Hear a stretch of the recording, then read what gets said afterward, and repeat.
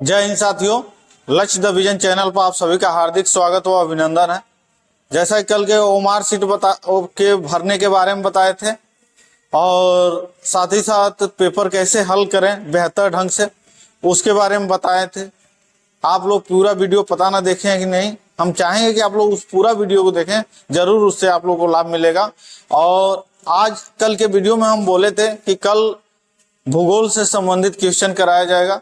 वही भूगोल संबंधित क्वेश्चन लेके आए हैं जो यूपीपी विशेष होगा, उत्तर प्रदेश कांस्टेबल के लिए विशेष होगा, साथ ही साथ एसएससी जीडी के लिए भी होगा। ठीक है, जो भी वनडे एग्जाम है सबके लिए होगा। तो देखते हैं कि क्वेश्चन स्टार्ट करते हैं। तो क्वेश्चन स्टार्ट करने के पहले हम चाहेंगे कि आप लोग लक्ष्य द विजन चैनल को आप लोग सब्सक्राइब कर लें और ज्यादा से ज्यादा लोगों तक शेयर करें और साथ ही साथ वीडियो पूरा देखकर वीडियो पर कमेंट और लाइक करना ना भूलें। तो स्टार्ट करते हैं, श्री गणेशाय करते हैं। पहला क्वेश्चन है, सूर्य के चारों ओर परिक्रमा करने वाले खगोलीय पिंड क्या कहलाते हैं? सूर्य के चारों ओर परिक्रमा करने वाले खगोलीय पिंड क्या कहलाते हैं? तो सूर्य के चारों ओर परिक्रमा करने वाले खगोलीय पिंड क्या कहलाते हैं? तो ध्यान दीजिएगा, ग्रह कहलाते हैं। क्या कहलाते हैं? ग्रह कहलाते हैं। 2006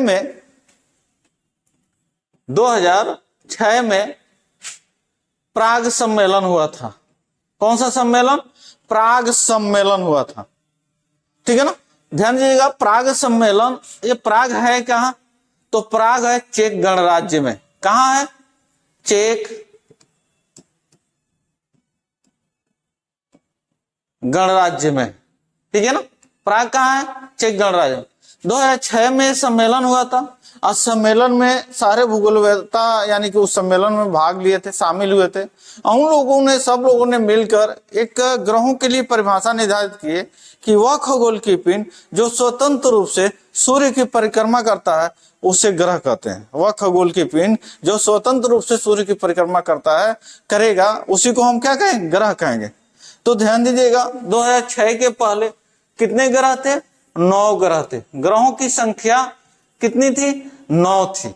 लेकिन 2006 में जब ही ये परिभाषा निर्धारित की जाती है तो उसके बाद ग्रहों की संख्या हो जाती है कितना? 8। ग्रहों की संख्या कितनी होती है? 8 होती है। और उसी परिभाषा के अनुसार आंसर क्या हो जाएगा इसका पहले का? तो ये हो जाएगा यानी ग्रह। अगला क्वेश्चन देखते हैं, ग्रहों की गति का नियम किसने प्रतिपादित किया है? ग्रहों की गति का नियम किसने प्रतिपादित किया? आप लोग को पता है? आप लोग ये वीडियो पूरा देखिएगा, बहुत मजा आएगा। बहुत अच्छे अच्छे क्वेश्चन डाले गए, एक्स्ट्रा भी हम बताएंगे। ग्रहों की गति का नियम किसने प्रतिपादित किया? सबसे पहले जब ये चैप्टर स्टार्ट होता है ना भूगोल, तो क्वेश्चन आता है भूगोल के पिता किसे कहा जाता है? तो ध्यान दीजिएगा, 2 नाम होता है, 2 ऑप्शन में जरूर आता है। एक हेरोडोटस, एक हिकैटियस। हेरोडोटस इतिहास के पिता है, हिकैटियस भूगोल के पिता है। हिकैटियस किसके पिता है? भूगोल के पिता है। और नाम कहीं मिलता जुलता है इसलिए दोनों ऑप्शन में रहता है। तो इतिहास के पिता हेरोडोटस और भूगोल के पिता हिकैटियस। क्यों भूगोल के पिता हिकैटियस कहा जाता है? तो सर्वप्रथम भूगोल पर आधारित किसी ने पुस्तक लिखा था तो हिकैटियस ने लिखा था। उस पुस्तक का नाम था जस पीरियोडस। उस पुस्तक का क्या नाम था? जस पीरियोडस। इसी वजह से उन्हें भूगोल का पिता कहा जाता है। सर्वप्रथम जियोग्राफी शब्द अगर किसी ने प्रतिपादित किया, किसी ने बोला, तो इराटोस्थनीज ने बोले थे। किसने? इराटोस्थनीज। फिर उसके बाद आते हैं तो परिभाषा वगैरह होता है, अर्थ होता है, ये सब जानने की जरूरत नहीं है, वो सब कंपटीशन के लिए नहीं है। कंपटीशन में होता है कि भूकेंद्रीय सिद्धांत का प्रतिपादन किसने किया? तो भूकेंद्रीय सिद्धांत का प्रतिपादन टालमी महोदय ने किया था। किसने किया था? टालमी महोदय ने किया था। ठीक है ना, 140 ईस्वी में भूकेंद्रीय सिद्धांत का प्रतिपादन करते हुए टालमी महोदय ने बोला था कि पृथ्वी केंद्र में है, सारे ग्रह तथा सूर्य उसकी परिक्रमा करते हैं, लेकिन हम लोग सत्य माने।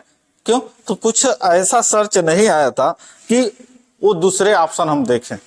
ठीक है, लेकिन 1543 में कापरनिकस ने सूर्य केंद्रीय सिद्धांत का प्रतिपादन कर दिया और सूर्य केंद्रीय सिद्धांत का प्रतिपादन करते हुए बोला कि ब्रह्मांड के केंद्र में क्या है? सूर्य है और सारे ग्रह सूर्य की परिक्रमा करते हैं। ठीक, ये परिक्रमा तो बता दिए, लेकिन उनका पथ नहीं बताया। पथ मतलब होता है मार्ग, यानी रास्ता नहीं बताया किस मार्ग पर चलते हैं, ठीक है ना। उसके आगे आते हैं तो जोहान्स केपलर, जो ग्रहों की गति का नियम है इसको प्रतिपादित करने का काम किया था जोहान्स केपलर। यानी ये जो उल्टा इसमें ऑप्शन हो गया है ए सी बी डी, जबकि ए बी सी डी होना चाहिए। तो ध्यान दीजिएगा, आप लोग नाम पर याद रखिएगा। नाम क्या? Johannes Kepler. जोहान्स केपलर ने ग्रहों की गति का नियम प्रतिपादन किया और बताया कि सारे ग्रह सूर्य की परिक्रमा जिस पथ पर करते हैं उस पथ का आकार है दीर्घवृत्ति। पथ का आकार क्या है?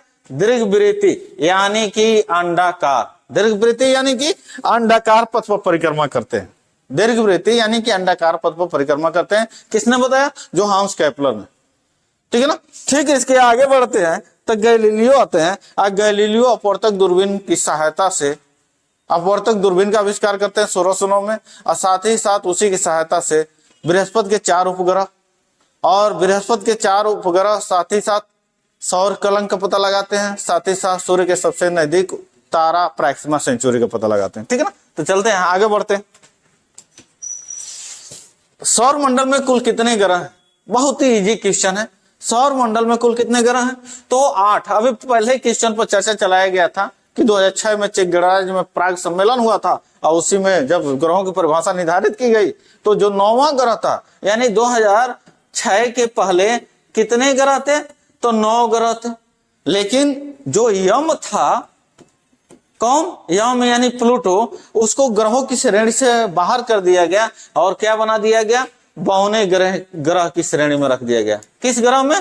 52 ग्रह की श्रेणी में रख दिया गया, ठीक है ना। तो अब 9 से घट के कितने हो गए? तो 2006 से 8 ग्रह हो गए। कितने ग्रह? 8 ग्रह हो गए। याद रखिएगा, आप लोग डेट भी पूछ सकता है, याद रखिएगा, ठीक है ना। तो अब पहले 9वां ग्रह कौन था? यम था। अब 8वां ग्रह कौन सा हो गया? तो वरुण हो गया है। 8वां ग्रह कौन सा है?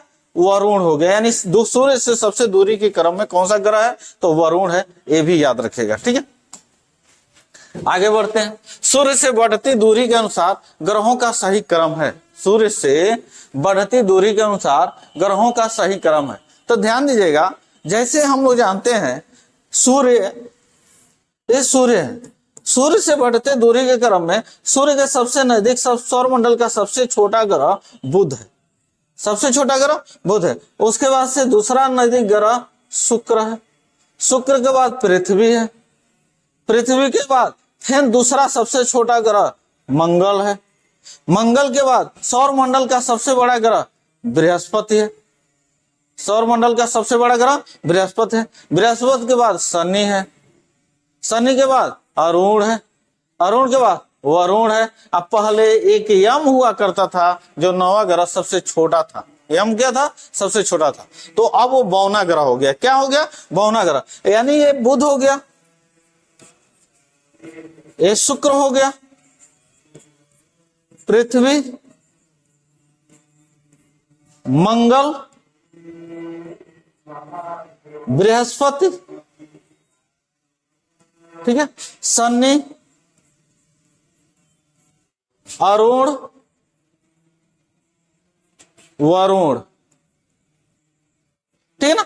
अब ध्यान दीजिएगा, जब एक क्रम पूछता है तो दूरी के क्रम पूछेगा तो पहले नंबर पर कौन है?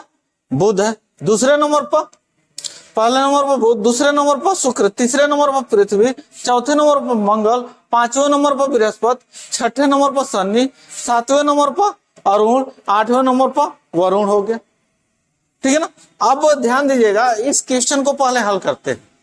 क्वेश्चन को हल करते हैं, इतना लिखने की आपको जरूरत नहीं है, बस एक बार याद रखिएगा, ठीक है ना। क्वेश्चन को हल करते हैं तो सूर्य से बढ़ती दूरी के अनुसार, तो सबसे पहले इसमें क्या है? तो बुध देखते हैं। इसमें बुध है, चारों में बुध है पहले, तो यानी चारों अभी सही है। दूसरे नंबर पर शुक्र। शुक्र में ध्यान दीजिएगा, दूसरे नंबर पर एक ऑप्शन ए में है, बी में नहीं है, इसको काटते हैं।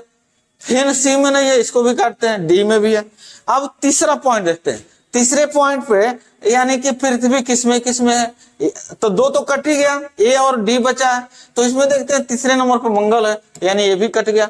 इसमें तीसरे नंबर पर पृथ्वी है, यानी यही सही हो जाएगा, यानी डी ऑप्शन सही हो जाएगा। क्या ऑप्शन सही हो जाएगा? डी, बुध, शुक्र, पृथ्वी, मंगल, यानी ये लगातार चारों है, यानी आंतरिक ग्रह चारों दिया है और उसी को पूछा है, ठीक है ना। ध्यान रखना, ये बाह्य ग्रह बोले जाते हैं और ये आंतरिक ग्रह बोले जाते हैं। जो बाह्य ग्रह हैं उन्हें गैसीय ग्रह भी कहा जाता है। उन्हें क्या कहा जाता है? गैसीय ग्रह भी कहा जाता है, ठीक है ना। तो अगर दूरी के क्रम में ये है, लेकिन बड़े से छोटे क्रम में पूछे तो पहले नंबर पर बृहस्पति, दूसरे नंबर पर शनि, तीसरे नंबर पर अरुण, चौथे नंबर पर वरुण, पांचवें नंबर पर पृथ्वी, छठे नंबर पर शुक्र, सातवें नंबर पर मंगल और आठवें नंबर पर बुध हो जाएगा। लेकिन जब छोटे से बड़े क्रम में पूछता है तो सीधे इसको पलट देते, पहला, दूसरा, तीसरा, चौथा, पांचवा, छठवां, सातवां, आठवां, यही क्रम होता है इनका। इन्हीं क्रमों से पूछता है, आप लोग विशेष कर ध्यान दीजिएगा।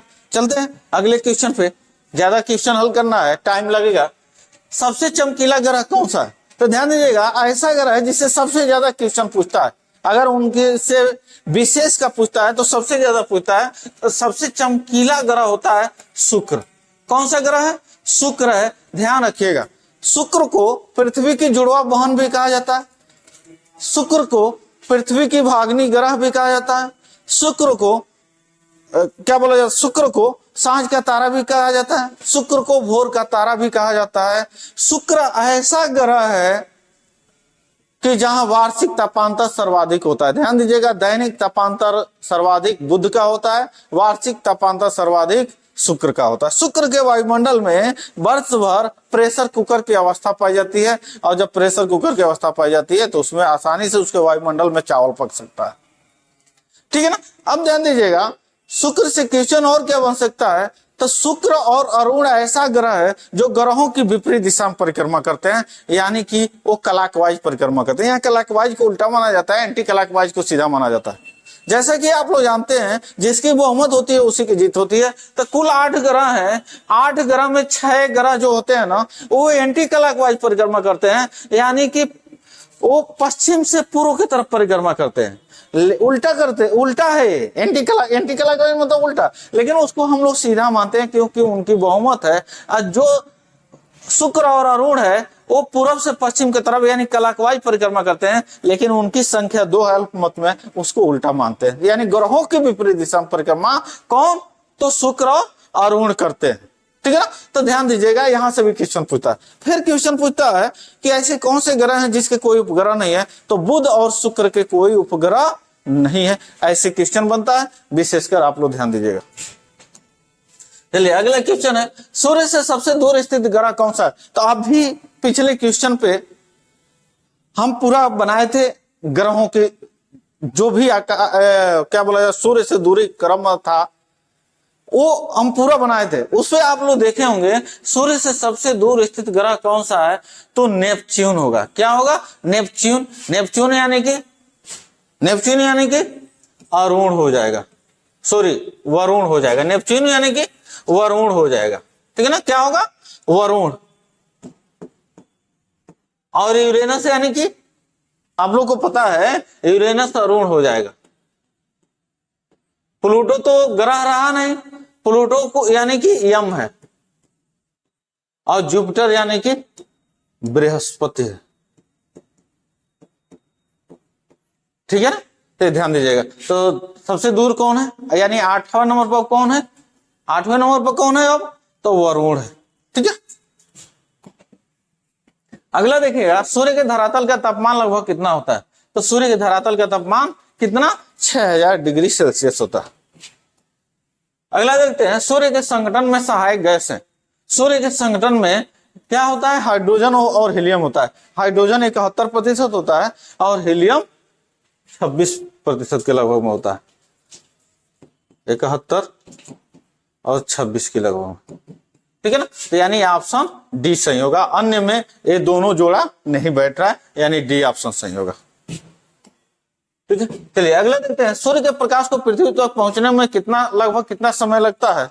तो ध्यान दीजिएगा, 8 मिनट, 9 मिनट, 7 मिनट, 8 सेकेंड दिया है, तो इसका आंसर होगा 8 मिनट। 8 मिनट 16.6 सेकेंड लगता है।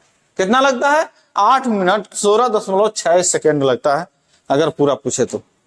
चलिए अगला क्वेश्चन है, पृथ्वी का उपग्रह कौन है? तो सबको पता होगा, ये प्राइमरी के बच्चों को भी पता होगा कि पृथ्वी का एकमात्र उपग्रह है और वो है चंद्रमा। कौन है?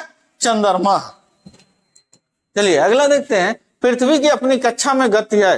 तो अभी बताया गया है कि 6 ग्रह हैं जो एंटी क्लॉकवाइज परिक्रमा करते हैं। एंटी क्लॉकवाइज मतलब होता है पश्चिम से पूर्व, एंटी क्लॉकवाइज मतलब पश्चिम से पूर्व। देख लीजिएगा आप लोग, ये दिशा होती है, ठीक है ना। सबसे ऊपरी, चाहे बोर्ड हो कॉपी हो, सबसे ऊपरा हिस्सा जो होता है, ऊपरी हिस्सा, वो उत्तर होता है, ठीक है ना। सबसे निचला हिस्सा दक्षिण होता है, और कॉपी या बोर्ड के जो दाहिना बगल होता है वो पूर्व होता है, जो बायां बगल होता है वो पश्चिम होता है, ठीक है ना। तो जो क्लॉकवाइज होगा वो पूर्व से पश्चिम माना जाता है, और जो एंटी क्लॉकवाइज होता है वो पश्चिम से पूर्व माना जाता है। तो जो 6 ग्रह हैं वो इस दिशा से परिक्रमा करते हैं, और जो 2 ग्रह हैं शुक्र और अरुण इस ग्रह से परिक्रमा करते हैं। तो पृथ्वी 6 वाले में शामिल है, और जब पृथ्वी 6 वाले में शामिल है तब पश्चिम से पूर्व की तरफ गति, पश्चिम से पूर्व की तरफ। तो एक ध्यान दीजिएगा, एक होता है परिभ्रमण गति, एक होता है परिक्रमण गति, एक घूर्णन गति होता है। घूर्णन गति यानी कि जिसे दैनिक गति भी कहते हैं। क्या कहते हैं? दैनिक। ध्यान दीजिए, घूर्णन गति, दैनिक गति, परिभ्रमण गति एक ही है, ठीक है ना। वार्षिक गति और परिक्रमण गति एक है। जैसे उदाहरण के तौर पर मान लीजिए एक पूजा की थाली यानी आरती है, और आरती हम क्या करते हैं, एक ही अक्ष पे क्या करते हैं, हम घूम के ऐसे और घूम के और आरती करते हैं, तो वो क्या हो जाएगा, परिभ्रमण हो जाता है, यानी घूर्णन गति हो गया। लेकिन हम वही पूजा की थाली को लेके जब मंदिर की यानी किसी मूर्ति की चारों ओर घूमते हैं तो उसे परिक्रमा कहते हैं। उसे क्या कहते हैं? परिक्रमा कहते हैं। तो परिक्रमण गति हो जाता है। तो यहाँ घूर्णन गति से मतलब होता है दिन रात, यानी दैनिक गति यानी दिन रात होता है। और जो परिक्रमण गति होता है वो सूर्य की परिक्रमा करता है, तो उससे होता है क्या, वार्षिक गति यानी वर्ष होता है, एक वर्ष पूरा होता है, ठीक है ना। तो यहाँ एक कक्षा पूछ रहा है, यानी अपने अक्ष पर ही घूमने का। तो जब अपने अक्ष पर भी पृथ्वी ऐसे घूमती है, यानी पश्चिम से पूर्व की तरफ घूमती है। अगला है सूर्य और पृथ्वी के बीच अधिकतम दूरी अपसौर होती है। यानी आप लोगों को पता है दीर्घवृत्तीय पथ पर सारे ग्रह परिक्रमा करते हैं सूर्य से। तो जब दीर्घवृत्तीय पथ पर परिक्रमा करते हैं तो कहीं दूरी ज्यादा हो जाएगा, कहीं कम हो जाएगा। तो अधिकतम दूरी यानी अपसौर, एक होता है अपसौर, एक होता है उपसौर, ठीक है ना। तो अपसौर होता है 4 जुलाई को, और उपसौर होता है 3 जनवरी को। उपसौर कब होता है? 3 जनवरी को। तो सूर्य और पृथ्वी के बीच अधिकतम दूरी यानी उपसौर होती है 4 जुलाई को। कब होती है? 4 जुलाई को, याद रखिएगा। चलिए अगला क्वेश्चन देखते हैं। अगला क्वेश्चन, सूर्य और पृथ्वी के बीच न्यूनतम दूरी यानी वही उपसौर कब होता है? तो अभी पीछे बताए हैं, यानी 3 जनवरी होगा। कब होगा? 3 जनवरी होता है। अगला क्वेश्चन है, निम्नलिखित में से किस तिथि को दिन रात बराबर होते हैं? तो ध्यान दीजिएगा, 2 ही तिथि होता है, एक 21 मार्च होता है और एक 23 सितंबर होता है। 23 सितंबर होता है, ठीक है। ये दोनों तिथियों पर दिन रात क्या होते हैं? बराबर होते हैं। 21 मार्च और 23 सितंबर को ऑप्शन में ढूंढने की कोशिश करते हैं। देखते हैं, 21 मार्च मिल गया, 23 दिसंबर गलत, 22 सितंबर गलत। ऑप्शन ए और सी दोनों। अगर 22 की जगह यहाँ सितंबर में 23 दे दिया रहता तो ऑप्शन डी सही हो जाता। ऑप्शन क्या सही हो जाता? डी। लेकिन 22 की जगह 23 की जगह 22 दे दिया है, यानी सिर्फ एक ही ऑप्शन सही होगा। क्या? 21 मार्च सही होगा। कौन सा होगा? 21 मार्च। चलिए अगला क्वेश्चन है, चंद्र ग्रहण का कारण होता है। तो सीधी सीधी बात है, सूर्य और चंद्रमा के बीच में जब पृथ्वी पड़ जाती है तो क्या होता है? चंद्र ग्रहण होता है। और सूर्य और पृथ्वी के बीच में जब चंद्रमा पड़ जाता है तो सूर्य ग्रहण होता है। तो इसमें देखते हैं पृथ्वी और सूर्य के बीच चंद्रमा का आना, यानी तब सूर्य ग्रहण हो जाएगा, यानी ये गलत है। पृथ्वी और चंद्रमा के बीच सूर्य का आना, सूर्य तो आएगा नहीं, इसलिए कि सूर्य जिसकी परिक्रमा करता है। हाँ, आप लोग बताइएगा, सूर्य किसकी परिक्रमा करता है? सूर्य किसी ग्रह की परिक्रमा नहीं करता है, ठीक है ना। तो सूर्य तो बीच में आएगा नहीं, सूर्य किसी उपग्रह की परिक्रमा नहीं करता है, तो वो तो यहाँ बीच में आएगा नहीं। आएगा कौन? या तो चंद्रमा आ सकता है या तो पृथ्वी आ सकता है। तो आप लोग एक क्वेश्चन बताइए, सूर्य किसकी परिक्रमा करता है और उसकी गति का स्पीड कितनी है? ये भी आप लोगों को कमेंट में बताना है। साथ ही साथ ये भी बताना है कि जिसकी परिक्रमा करता है तो एक परिक्रमा पूरी करने में कितना दिन लगता है, और जितने दिन लगता है उस समय को क्या कहते हैं। तो 4-5 क्वेश्चन है इसी पे, आप लोग सबका उत्तर कमेंट में जरूर दीजिएगा, ठीक है ना। ध्यान दीजिए, सूर्य और चंद्रमा के बीच पृथ्वी का आना, यानी यही सही हो जाए, यानी सी सही होगा, ठीक है। चलिए अगला क्वेश्चन देखते हैं, मध्य रात्रि का सूर्य कहां दिखाई देता है। तो मध्य रात्रि का सूर्य नॉर्वे में दिखाई देता है। ध्यान देना, आप लोग जो भी एग्जाम देने जा रहे हैं 17-18 को, तो आप लोग को बता दें, जब भी जीएस और हिंदी का क्वेश्चन पढ़िएगा ना आप लोग, तो ऑप्शन को हाथ से ढक लीजिएगा, तब क्वेश्चन पढ़िएगा। क्वेश्चन पढ़ते जो आंसर आप लोग के दिमाग में आएगा वो विकल्प में देखिएगा, हाथ हटा के, जो होगा वही मार दीजिएगा, वही सही हो जाएगा, ठीक है। अगला है भूमध्य रेखा व पृथ्वी का व्यास है। तो भूमध्य रेखा पृथ्वी का व्यास 12,776 होता है। कितना होता है? 12,776। ये 12,776 ध्यान दीजिएगा, देखते हैं 12,776 देखते हैं किसमें है। तो 12,776 नहीं, 12,756 होता है। कितना? 56। आप 12,714, ये ध्रुवी व्यास होता है। ये क्या होता है? ये ध्रुवी व्यास होता है, ध्यान रखना इसको भी। ये ध्रुवीय व्यास होता है, ये भूमध्य रेखी होता है। क्या होता है? भूमध्य रेखी होता है। तो दोनों का ध्यान रखना, भूमध्य रेखी पर भी ध्यान रखना और ध्रुवी पर, दोनों से आ सकता है। तो इसके लगभग में है क्या? तो ऑप्शन सी है, यानी सी सही हो जाएगा, ठीक है। अगला देखते हैं, प्रधान मध्याह्न रेखा किस स्थान से होकर गुजरती है। प्रधान मध्याह्न रेखा किस स्थान से होकर गुजरती है? तो सिडनी होगा नहीं, मेलबोर्न होगा नहीं, बर्खोयास्ट होगा नहीं, यानी ग्रीनविच होगा। ग्रीनविच कहाँ है? तो लंदन में है। कहाँ है? लंदन में है, ठीक है ना। ग्रीनविच कहाँ? लंदन, ठीक है ना, याद रखिएगा। और जो भारत में गुजरा है, तो भारत में प्रयागराज, ठीक है ना। प्रयागराज के कहा? नैनी से गुजरा है। प्रयागराज के नैनी से गुजरा है। ध्यान दीजिएगा, कितने डिग्री पे? तो 82.5 डिग्री पे। कितने डिग्री पे? 82.5 डिग्री पे। तो इसीलिए जब ग्रीनविच में 12 बजता है, कितना? तो भारत में शाम को 5:30 होता है। कितना होता है? 5, यानी कि हम उससे कितना समय आगे हैं? तो 5.5 घंटा आगे है। अगर ये आगे नहीं बढ़ना होता, थोड़ा जल्दी नहीं क्वेश्चन को हल करना होता, तो आप लोग को बताते एकदम आराम से। लेकिन बाद में जब भूगोल पढ़ा जाएगा चैप्टर वाइज, तो उसमें जरूर बताएंगे विधिवत, ठीक है ना। तो ध्यान रखना, आप लोगों को क्या याद रखना है? तो ग्रीनविच कहाँ है? लंदन में है।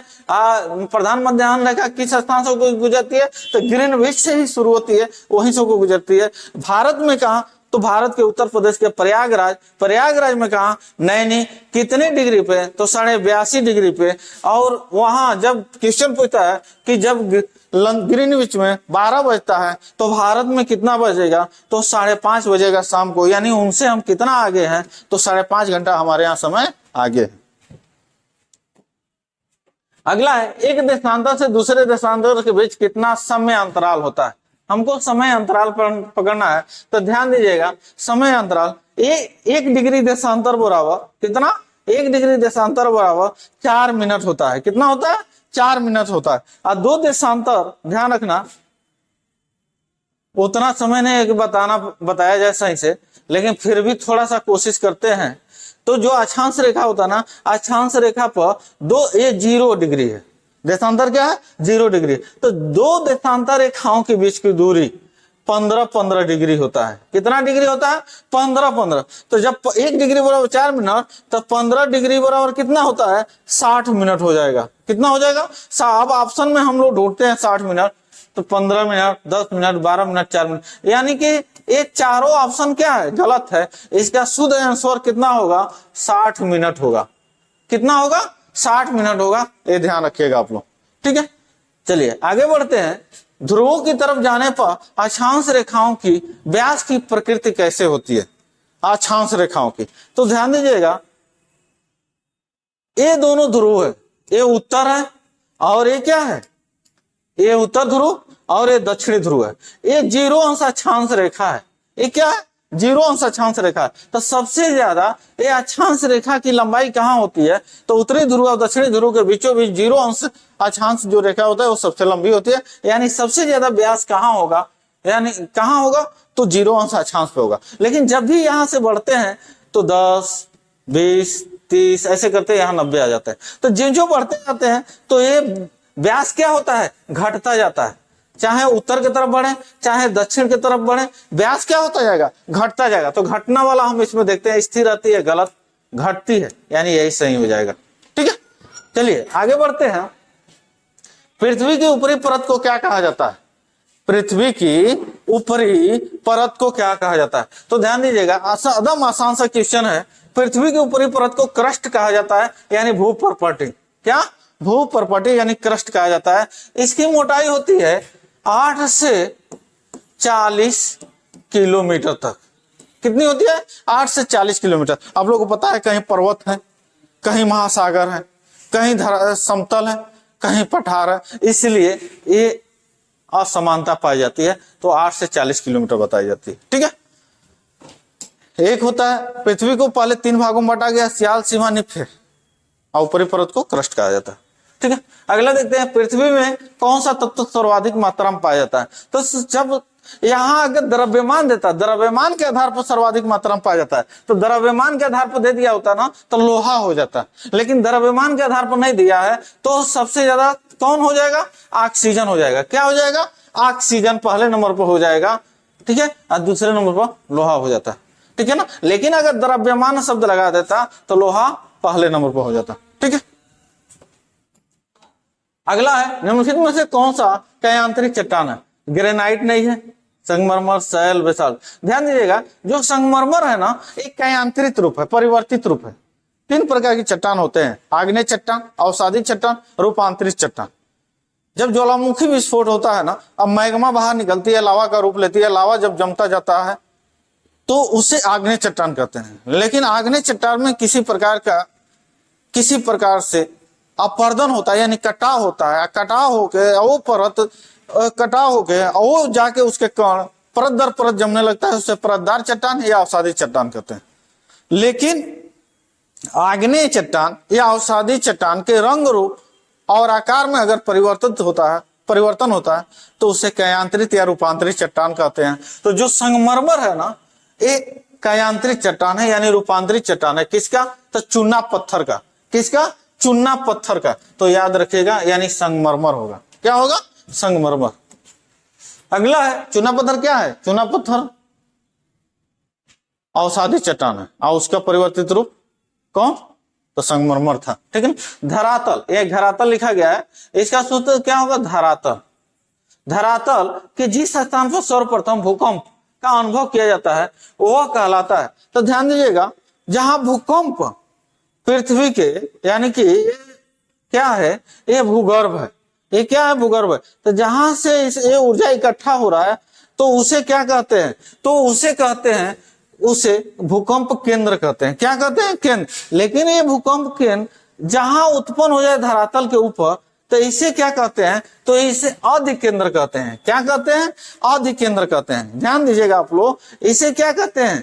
इस जगह को जब धरातल पर जहां प्रकट होता है उसको क्या कहते हैं? तो अधिकेंद्र कहते हैं। क्या कहते हैं? अधिकेंद्र। याद रखिएगा हमेशा आप लोग। भूकंप आने वाला होता है तो वायुमंडल में किस गैस की मात्रा सर्वाधिक वृद्धि होती है? किस गैस की मात्रा में वृद्धि होती है? आप लोग जरूर बताइए कमेंट में कि जब भूकंप उत्पन्न होने वाला होता है तो वहां वायुमंडल में किस गैस की मात्रा में वृद्धि होती है, आप लोग बताइएगा। ठीक है, अगला है, विश्व के सर्वाधिक भूकंप निम्न में से किस पेटी में आते हैं? तो आप लोगों को पता है, परिप्रशांत महासागरीय पेटी, यानी परिप्रशांत महासागरीय पेटी। ठीक है ना, प्रशांत परिमेखला भी बोला जाता है, यानी कि जो प्रशांत महासागर है उसके चारों तरफ वाले भाग प्रशांत परिमेखला कहलाता है, और वही है। ठीक है ना, तो ध्यान दीजिएगा, प्रशांत परिमेखला क्या हो जाएगा? प्रशांत परिमेखला या परिप्रशांत महासागरीय पेटी हो जाएगा।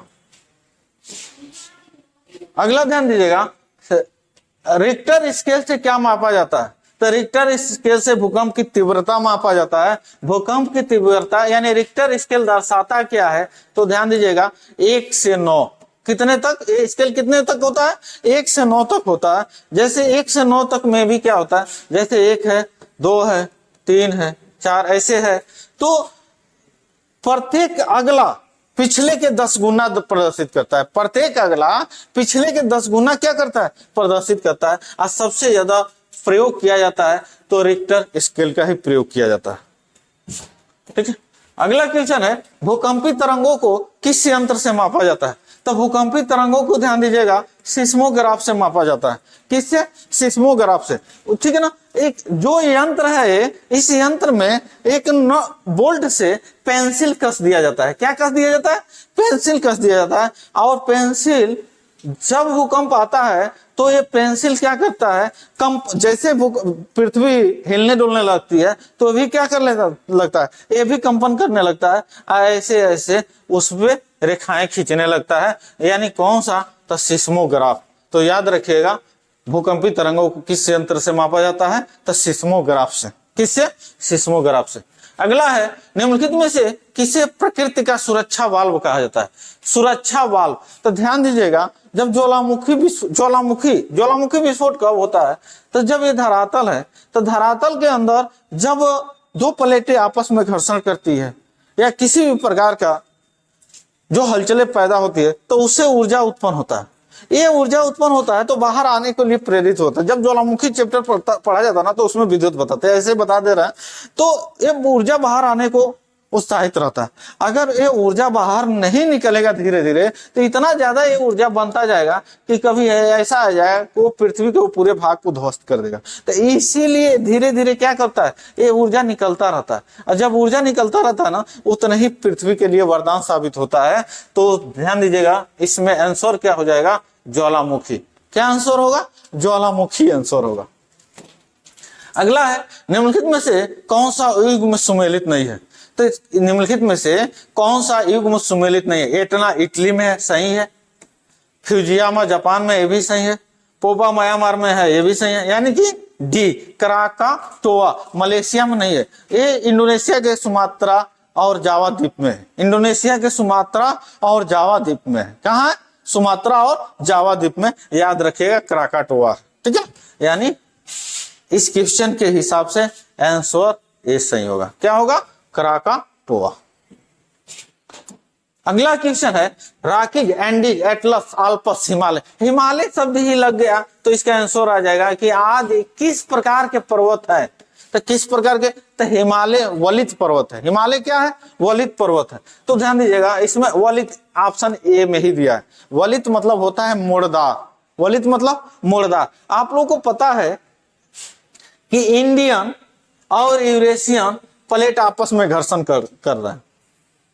इंडियन और यूरेशियन प्लेट आपस में घर्षण कर रहे हैं। इंडियन प्लेट लगातार यूरेशियन प्लेट में जाकर टक्कर मार रहा है और अंदर को समा रहा है, जिससे जो यूरेशिया प्लेट है ये लगातार ऊपर को उठ रहा है, लगातार ऊपर को उठता जा रहा है। यानी मोड़ उस प्लेट में पड़ता जा रहा है उस क्षेत्र में। और जब पड़ता जा रहा है तो पहले टेथिस नामक सागर हुआ करता था, लेकिन अब वहां हिमालय हो गया है। क्या हो गया है, हिमालय हो गया। तो जब हिमालय हो गया देखिएगा उसी की सर्वोच्च चोटी है माउंट एवरेस्ट। सर्वोच्च चोटी क्या है, माउंट एवरेस्ट। तो ध्यान दीजिएगा माउंट एवरेस्ट की ऊंचाई लगातार बढ़ती जा रही है। कहाँ है, तो वलित, जो ये वलित है वो वलन का कार्य अभी भी जारी है। तो लगातार सर्वप्रथम गणना किया गया तो इसकी ऊंचाई थी 8,848 मीटर। कितनी थी, 8,848 मीटर। फिर गणना किया गया तो इसकी ऊंचाई हुई 8,850, यानी ये बढ़ता जा रहा है। ठीक है ना। फिर इसकी गणना की गई तो 8,848.86 हो गया। ये क्यों अब घट गया, तो घटा ग्लोबल वार्मिंग के कारण घटा। ग्लोबल वार्मिंग के कारण क्या हो गया, घट गया। लेकिन अभी भी वलन का प्रक्रिया जारी है, यानी कि नीचे से ऊपर की तरफ वो उठ रहा है, यानी अब बढ़ता है। लेकिन जब ज्यादा ग्लोबल वार्मिंग होगा तो घटेगा भी। तो ध्यान रखिएगा ये तीनों आप लोग याद रखिएगा, जो ऑप्शन में आए उस अनुसार मारिएगा।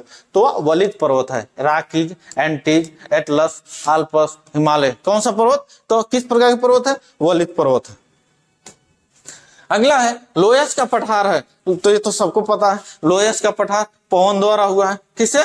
पवन कृत है, यानी कि हवाओं द्वारा हुआ। पवन मतलब हवा होता है, ठीक है ना, हवाओं द्वारा हुआ, ठीक है। अगला क्वेश्चन है विश्व का सर्वाधिक ऊंचा पठार कौन सा है? तो तिब्बत का पठार। ये कौन नहीं जानता है, सभी को पता होगा। विश्व का सर्वाधिक ऊंचा पठार तिब्बत का पठार है। कौन सा पठार है? तिब्बत का पठार है, ठीक है। अगला क्वेश्चन देखते हैं वायुमंडल में सर्वाधिक मात्रा में कौन सी गैस विद्यमान है?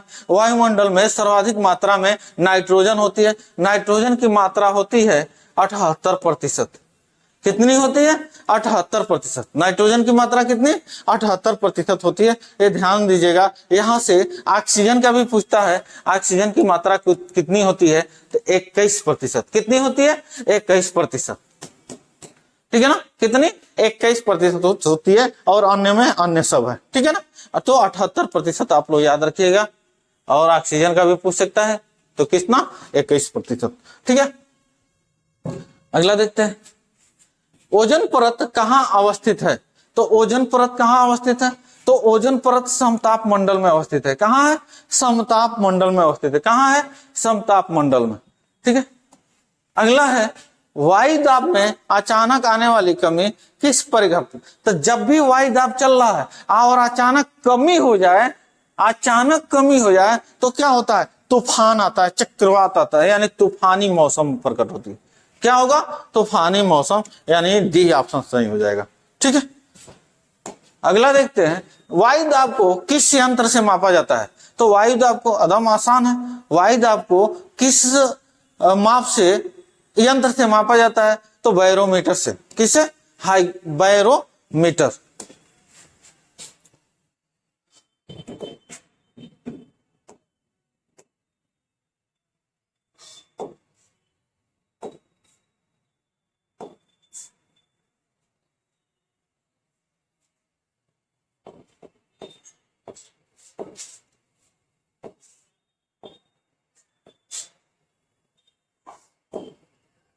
हाँ, बैरोमीटर। हाँ, अगला क्वेश्चन है डोल ड्रम पेटी। डोल ड्रम पेटी, शांत पेटी का विस्तार कहाँ पाया जाता है? तो ध्यान दीजिएगा, ये आंसर हो जाएगा 0 से 5 डिग्री उत्तर एवं दक्षिण, यानी ये सही हो जाएगा, ठीक है।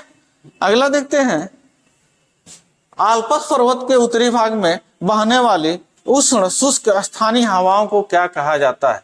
आल्पस पर्वत के उत्तरीय भाग में बहने वाली उष्ण शुष्क स्थानीय हवाओं को क्या कहा जाता है? तो फान कहा जाता है। क्या कहा जाता है? फान कहा जाता है, ठीक है ना। ये सबसे ज्यादा किस देश में? तो स्विट्जरलैंड में। कहा? स्विट्जरलैंड में। जो सिरोको है, सिरोको कहा, ठीक है ना। ध्यान दीजिए, यहाँ थोड़ा विकल्प अलग हुआ है। सिरोको होगा इटली होगा, ठीक है ना। चिनूक होगा ये संयुक्त राज्य अमेरिका होगा, और जो खमसिन होगा ये मिस्र होगा। खमसिन क्या होगा? मिस्र हो जाएगा। तो आप लोग याद रखिएगा। अगला है निम्नलिखित में से कौन सा युग्म सुमेलित नहीं है?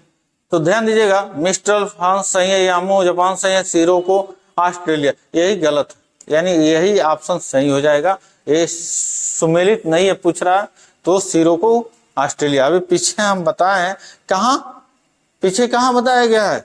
सिरोको। बताइए आप लोग। जैसे अभी यहाँ बताया गया है फान कहाँ? स्विट्जरलैंड को लाभान्वित करता है, सिरोको इटली, चिनूक संयुक्त राज्य अमेरिका, खामसिन तो मिस्र। तो अभी आगे देखिए, यहाँ भी है खामसिन कहाँ? मिस्र है, लेकिन सिरोको वाला गलत है। तो सिरोको के सामने क्या होगा? इटली होगा, ठीक है। अगला देखिएगा प्रति चक्रवात की विशेषता है तापमान में वृद्धि, तेज पवन, तीव्र दृष्टि, स्वच्छ आकाश। ये वाला सही होगा, ठीक है ना, याद रखना आप लोग। अगला है निम्नलिखित में से कौन सर्वाधिक विनाशकारी होता है? ठीक है ना, निम्नलिखित में से कौन सर्वाधिक विनाशकारी होता है? तो ध्यान देना, टॉर्नेडो सर्वाधिक विनाशकारी होता है। चलिए अगला क्वेश्चन देखते हैं। अगला क्वेश्चन है निम्नलिखित में से किस क्षेत्र में साल भर वर्षा होती है? मानसूनी क्षेत्र। अधिकांश लोग इसको मानसूनी मारेंगे, अधिकांश लोग इस ऑप्शन पर मानसूनी मारेंगे, जो कि बिल्कुल गलत हो जाएगा। ऑप्शन क्या सही होगा? भूमध्य रेखीय प्रदेश। क्या होगा? भूमध्य रेखीय प्रदेश। ध्यान दीजिएगा, भूमध्य रेखीय प्रदेश ना, जैसे 0 डिग्री अक्षांश रेखा है ना, 0 डिग्री अक्षांश रेखा, यहां से जब हम मापते हैं तो एक 5 डिग्री अक्षांश रेखा, कितना? तो 5 डिग्री। एक 5 से नापते हैं ना, तो यानी 0 से फिर नापेंगे तो 10 डिग्री पे एक रेखा खींचेंगे, कितना? तो 10 डिग्री पे, ठीक है ना। ठीक वो उसी तरह नीचे भी खींच लेंगे, इसलिए क्या अक्षांश दोनों की तरफ बढ़ता है, उत्तर की तरफ भी बढ़ता है, दक्षिण की तरफ भी बढ़ता है। तो जो भूमध्य रेखीय प्रदेश कहलाता है, तो जो भूमध्य रेखीय प्रदेश है ना, वो यही है, 5 से 10 डिग्री के बीच वाले रेखा को भूमध्य रेखीय प्रदेश कहते हैं। क्या कहते हैं? भूमध्य रेखीय प्रदेश कहते हैं। ध्यान दीजिएगा, साल भर वर्षा कहाँ होती है? तो भूमध्य रेखीय प्रदेश में ही होती है। कहाँ होती है? भूमध्य रेखीय प्रदेश। लेकिन जब वायुदाब बढ़ता है ना, तो ये क्षेत्र कभी कभी क्या होती है? घटती जाती है। जब वायुदाब घटेगा या बढ़ेगा तो इसके क्षेत्रों में वृद्धि और कमी होती जाएगी, ये भी ध्यान दीजिएगा। लेकिन औसतन क्या होता है? तो 5 डिग्री से 10 डिग्री अक्षांश यही होता है। इस पर ध्यान देना आप लोग, ठीक है। चलिए अगला देखते हैं। समान वर्षा की मात्रा वाले स्थानों को मिलाने वाली रेखा को क्या कहा जाता है? तो समान वर्षा की मात्रा वाले स्थानों को मिलाने वाली रेखा को आइसोहाइट कहा जाता है। क्या कहा जाता है? आइसोहाइट कहा जाता है। ध्यान रखना आप लोग, आइसोहाइट, थोड़ा वही ऑप्शन ABCD होना चाहिए, लेकिन ACBD हो गया जल्दबाजी में टाइप करने में। चलिए अगला है, वायु दाब की आंद्रता मापने वाला यंत्र कहा जाता है। तो वायु दाब की आंद्रता मापने वाला यंत्र को कहते हैं हाइड्रोमीटर। क्या कहते हैं? हाइड्रोमीटर कहते हैं, ठीक है ना। क्या कहते हैं? हाइड्रोमीटर कहते हैं। चलिए ध्यान दीजिएगा, इसका हाइड्रोमीटर हम लोग थोड़ा जल्दबाजी में ध्यान दीजिएगा, गड़बड़ हो गया है। हाइड्रोमीटर ना होकर हाइग्रोमीटर होगा। ग्रो पर ध्यान दीजिएगा आप लोग। किस पर ध्यान देना है? ग्रो पर ध्यान देना है। ये दोनों ऑप्शन में आएगा सेम, तो हाइड्रो नहीं होगा, हाइग्रो होगा, हाइग्रोमीटर। यानी कि ये ऑप्शन गलत है और सही क्या हो जाएगा? तो हाइग्रोमीटर हो जाएगा। क्या हो जाएगा? हाइग्रोमीटर हो जाएगा, ठीक है। अगला देखते हैं, विश्व की सबसे बड़ी मीठे पानी की झील है। विश्व की सबसे बड़ी सुपीरियर, बैकाल, कैस्पियन, विक्टोरिया। इसमें सुपीरियर हो जाएगा। क्या हो जाएगा? सुपीरियर। ध्यान दीजिएगा, जल के आधार पर भी 2 प्रकार की झील होती है, एक खारे पानी की झील, ठीक है ना, और एक मीठे पानी की झील। एक कौन सी? तो मीठे पानी की झील। ये दोनों में अंतर क्या होता है, ठीक है ना, कैसे इसकी पहचान की जाती है? तो